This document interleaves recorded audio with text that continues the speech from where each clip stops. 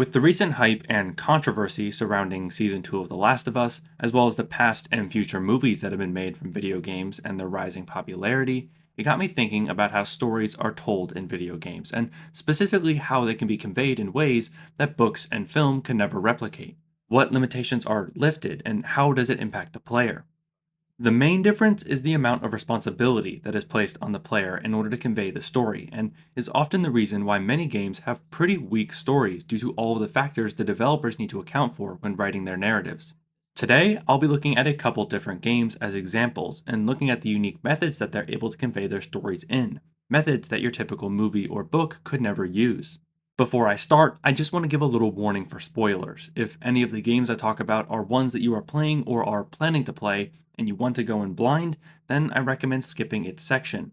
Nothing I mention is too crucial, but still might reveal part of the plot in some games, and so you have been warned. There will be timestamps in the description if you want to skip any section or skim what games I cover.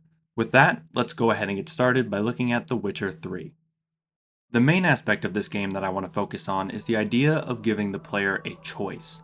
Overall, a lot of games feature this theme, but I chose The Witcher 3 as an example to dive into because of how well it implements this freedom of choice into its story and all of the possible drastic changes that can happen as a result. The choices you face can be both morally and ethically complex and will often form internal questions with no real right answer. Look at the Bloody Baron questline, where you're asked to help a violent, abusive nobleman find his missing wife and daughter, and depending on your decisions, the outcome of this quest and what happens to this broken family varies considerably. While the Baron is remorseful, broken, and trying to change, his past actions are still horrific. There is no right decision, and to be honest, each way that it can end still leaves part of me troubled. The game forces you, the player, to wrestle with the Baron's humanity, and while the many decisions throughout the quest can be tough to make, they still let you reflect your own values in this story. This is just one pretty famous example, but The Witcher 3 is full of these types of decisions, and you will never be able to prepare for all of them. Many even place a countdown on your decision so that there isn't even time to properly think and weigh the options fully. Determining who the next ruler is, how each village feels towards you, and what core twists in the story you will experience all rely on the accumulation of the decisions you make throughout your run. Sometimes going out of your way to help someone will grant you no immediate reward, but you might come to find that they will repay you later with money or favors.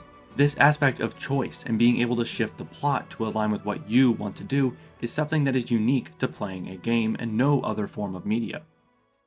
Another pretty obvious way that games convey their story is through the environment. This is when a game communicates its lore and its world through the environment itself. This can be seen through its architecture, enemy behaviors, and even the placement of items. Instead of being told what happened, the player discovers it by exploring, observing, and interpreting, and it's often the method that takes the most active effort by the player in order to understand. Because of this, most games utilize environmental storytelling, but never rely too heavily on it. Though, for the purpose of this video, I will look at From Software's titles because they are known for their extreme use of this method in all of their games. Specifically, I will be using Elden Ring as an example, as it is the most recent and popular title by them. So, in Elden Ring, you piece together the story and lore from the wounds of the world, and as soon as you step into Limgrave, you are surrounded by the remains of a land you can just tell was breathtaking. Stormvale Castle is partially destroyed, and its depths are pierced by the growth and corruption stemming from Godwyn the Golden's decaying body. The shattered statues and decaying churches hint at the forgotten gods and abandoned faiths that stretch across the world you traverse. It is these types of messages that are conveyed throughout every structure and item description you find, and the more you discover and think, the more you connect the dots. Throughout the entire game, the lands between are not described, they are shown, and it is up to you to listen. Look at the village of the Albinaurics, tucked away under the cliffs in southern Lemuria. Here, the village is in ruins and littered with the corpses of Albinaurics, showing the horrific ways that they died. It isn't until you stumble upon the Omen Killer and the perfumers in the village that you realize how they perished, and make the connection that the Golden Order must have had something to do with it. Or look at Caelid, where there are massive dogs and crows that feast on the corpses to show how barren and savage the land became after the fight between Radahn and Melania. Then there is the geography itself that plays a role. Take the Erd Tree, which is the first thing that you can see when entering Limgrave and continues to loom over nearly every inch of the lands between throughout your journey. It acts as a constant visual symbol of the divine authority and central conflict in the story. The role of geography can also be seen when looking at the comparison between the capital city of Lindell and the underground depths of Nokron and Nokstella. The difference in elevation goes to show the system of hierarchy and how the Nox were viewed in the eyes of the greater will. All of this goes to show how many ways the environment and the world itself can be used to convey the story through the player's own discoveries.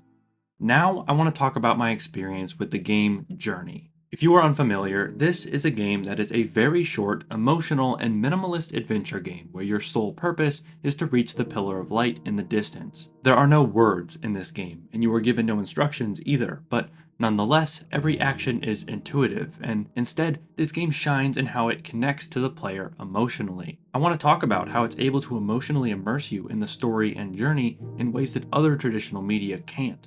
First off, it is important to mention that this game is very similar in some ways to a traditional movie.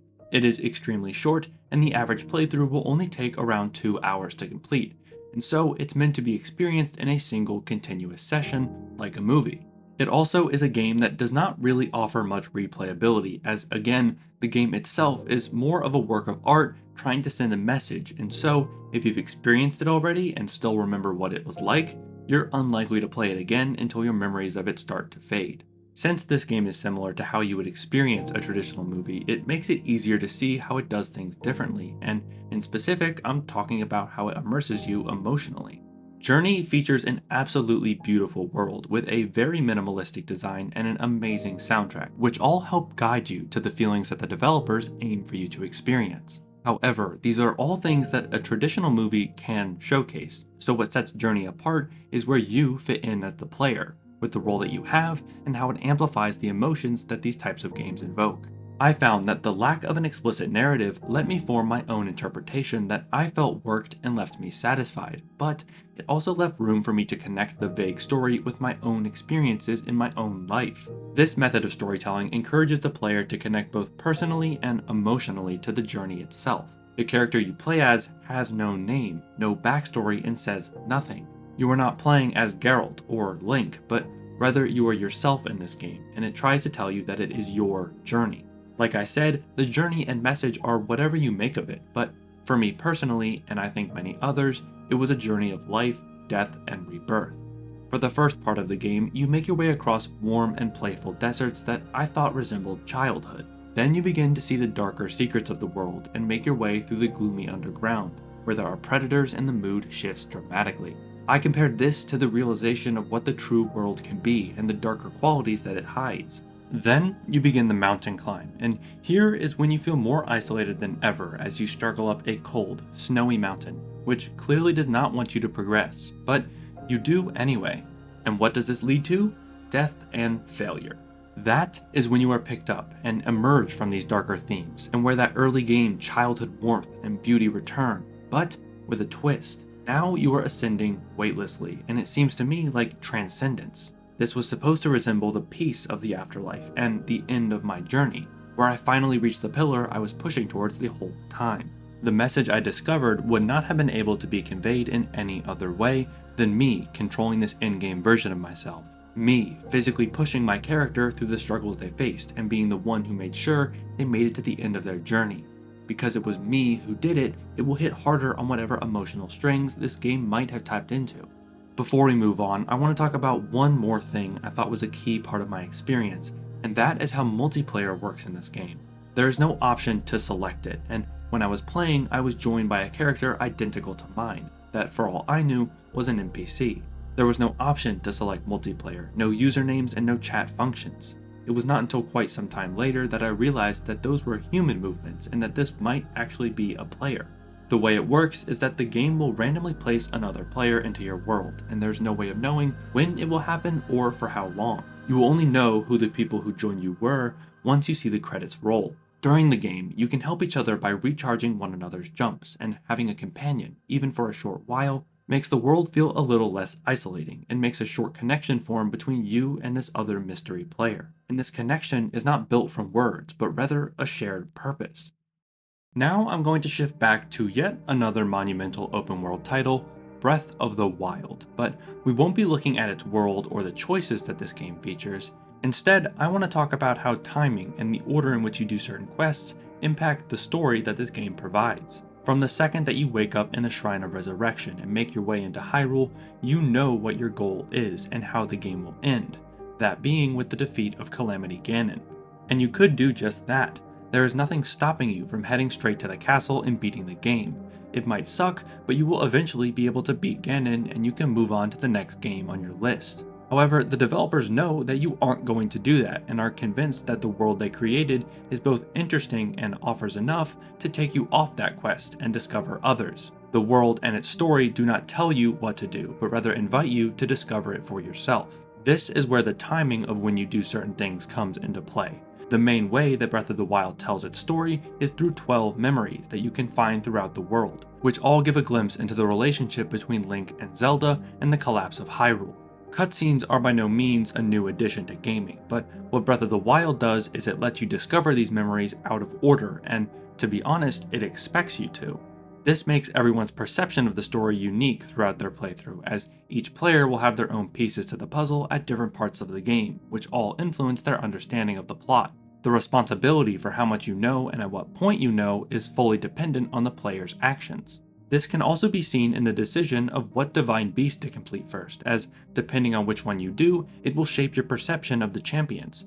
For example, if you go to Rivali first, you will probably think that the champions are cocky and a little self-absorbed. If you do Mipha, you might think they are kind-hearted, and the same applies to Urbosa being badass and Daruk being weird. This all goes to show that the order in which you play the game can become part of the plot itself.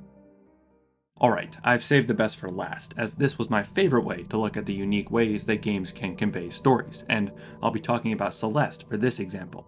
So far, we have talked about the ideas of a player's choice, the environment, emotional immersion, and the timing of events, but for Celeste, I want to talk about how the gameplay itself is part of the story.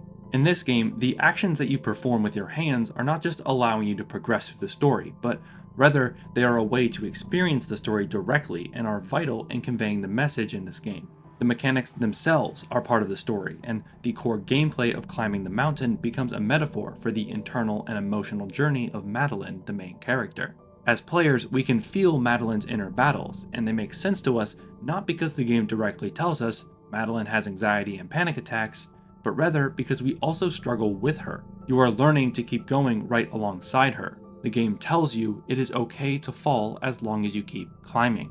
This method is unique to games and allows you to understand someone's struggles deeper than any other media could. Then there's the case of the main antagonist in Celeste. Rather than being a traditional villain, Madeline is a part of who Madeline is, and this is shown through the gameplay. Instead of fighting her outright, you run from her. All of her movements are yours, but delayed, and so it really does feel like you're fighting yourself. You need to know yourself, your own movements, in order to keep climbing.